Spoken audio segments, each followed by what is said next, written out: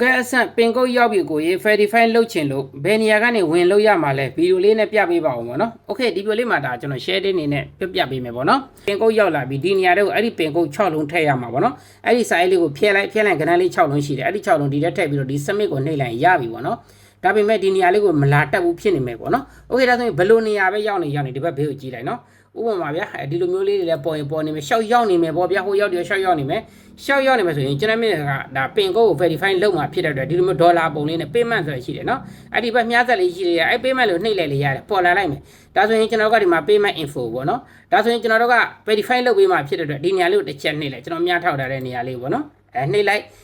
ဒါဆိုရင်ကျွန်တော်တို့ကဒီမှာ ID ကတော့ okay ပြီပေါ့ဗျာနော်အဆင့်ကို verify လုပ်ပေးရဒါဆိုရင်ကျွန်တော်မြင်ကဒီနေရာလေးမှာကျွန်တော်မိတ်ဆွေမှာလာပို့တဲ့ကဏ္ဍ6လုံးကိုတည်တည်ချာချာထည့်ပေါ့နော်3ချိန်ကြီးမှာနော်3ချိန်ဒီမှာယွင်းထည့်လို့မရဘူးနော်3ချိန်တော့မမားပါနဲ့ဗျာကဏ္ဍ6လုံးကတော့3ချိန်အောင်ဘယ်သူမှမမားဘူးပေါ့နော်ဒါကြောင့်ပင်ကုတ်ကို size ကိုဖျက်ပြီးတော့ဒီထဲမှာထည့်ပြီးတော့ဒီ submit ကိုနှိပ်ကျွန်တော်မှာကတော့မရှိတာဖြစ်တဲ့အတွက်မပို့လည်းမပို့သေးဘူးကျွန်တော်ကထည့်ပြလို့မရဘူးပေါ့နော်ကျွန်တော်ပြ size ပေါ်မှာရှိတဲ့အတိုင်းထည့်ပြီးတော့ submit ကိုနှိပ်လိုက်ဒါဆိုရင်တော့မိတ်ဆွေရဲ့ဒါပင်ကုတ်ထည့်ပြီးသွားပြီပေါ့ verify ဖြစ်သွားရင်တော့ဒီကိုခဲအဆင့်ကတော့မိတ်ဆွေဒါသုံးပြလို့ရပြီပေါ့နော်ဟုတ်ကဲ့ပါဒါလောက်ဆိုရင်မိတ်ဆွေနားလေသဘောပေါက်မယ်လို့မျှော်လင့်ပါတယ်နော်ပင်ကုတ်ထည့်ရတာဒီနောက်မှာကဏ္ဍ6လုံးထည့်ပြီးတော့ submit နှိပ်လိုက်အောင်ပဲအဓိကတော့ဒီ payment နဲ့ကိုလာပြီးတော့ဒီနေရာလေးကိုနှိပ်ပြီးဒီလိုမျိုးလေးပေါ်လာမယ်ဒီတဲ့ကိုထည့်ဒီအပြားလေးကိုနှိပ်ဒါဆိုရင်တော့ပြီးပြီပေါ့နော်ပင်ကုတ်က verify ဖြစ်သွားပြီပေါ့နော်